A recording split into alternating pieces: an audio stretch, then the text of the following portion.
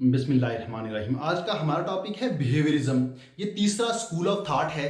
Psychology में behaviourism को मानने वाले लोगों को बिहेवियरिस्ट कहा जाता है। इस फील्ड का सबसे फेमस नाम जेबी वाटसन है। इन्होंने 1924 में एक बुक लिखी जिसका नाम था बिहेवियरिज्म। जेबी वाटसन एक साइकोलॉजिस्ट थे। उन्होंने साइकोलॉजी को स्टडी किया और स्टडी करने के बाद फंक्शनलिज्म और स्ट्रक्चरलिज्म, ये दो स्कूल ऑफ थॉट हैं जिनको हम पढ़ चुके हैं। इन दोनों को डिसलाइक किया, इनसे इख्तलाफ किया और उसके बाद एक आर्टिकल लिखा जिसमें फंक्शनलिज्म और स्ट्रक्चरलिज्म को मुस्तरद कर दिया और एक नई अप्रोच बताई, एक नया स्कूल ऑफ थॉट बताया कि psychology as the science of behaviour, कि साइकोलॉजी बिहेवियर की साइंस है और इस स्कूल ऑफ थॉट को बिहेवियरिज्म का नाम दिया। यान वाटसन ने कहा कि बिहेवियर का मुताला किया जाए, साइकोलॉजी में बिहेवियर का मुताला किया जाए, बिहेवियर की स्टडी की जाए। बिहेवियर ऑब्जर्वेबल होता है, बिहेवियर मेजरेबल होता है, यानी बिहेवियर का हम मुशाहिदा कर सकते हैं, उसको मेजर कर सकते हैं, साइंटिफिकली उसको प्रूव कर सकते हैं, वो ऑब्जेक्टिव होता है।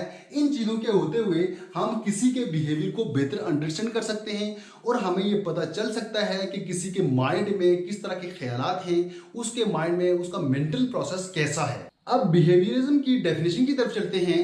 Behaviourism focuses on ideas that all behaviours are learn through interaction with environment. ये वही बात है जो मैं आपको बता चुका हूं कि बिहेवियरिज्म फोकस करता है आइडियाज पर और बिहेवियर पर, और इसके साथ साथ इन्वायरमेंट में मुख्तलिफ चीज़ों के साथ इंटरेक्शन उसी तरह का होगा, इसका बिहेवियर उसी तरह का होगा। जो बात उसके अंदर होगी, जो बात उसके माइंड में होगी, उसी तरह का बिहेवियर शो करेगा। ये उम्मीद करता हूं कि बिहेवियरिज्म की आपको समझ आ गई होगी। ये बिहेवियरिज्म का मुख्तसर सा तारफ था। अब चलते हैं इसके फाउंडर की तरफ। फाउंडर्स जेबी वाटसन के अलावा एक और नाम है बीएफ स्किनर। 1904 से लेके 1990 तक इन्होंने काम किया। इन्होंने भी वाटसन के काम से एग्री किया और इनके मुताबिक की भी क्या था कि फंक्शनलिज्म और स्ट्रक्चरलिज्म के जरिए आप किसी भी इंसान को जज नहीं कर सकते। किसी भी इंसान, किसी भी ह्यूमन बीइंग को बेहतर अंडरस्टैंड करने के लिए, बेहतर जज करने के लिए बिहेवियरिज्म को यूज किया जा सकता है। ये मुख्तसर सा टॉपिक था। बिहेवियरिज्म तीसरा स्कूल ऑफ थॉट था। उम्मीद करता हूं कि आपको इसकी समझ आई होगी। तो मिलते हैं नेक्स्ट टॉपिक में, तब तक के लिए अल्लाह हाफिज।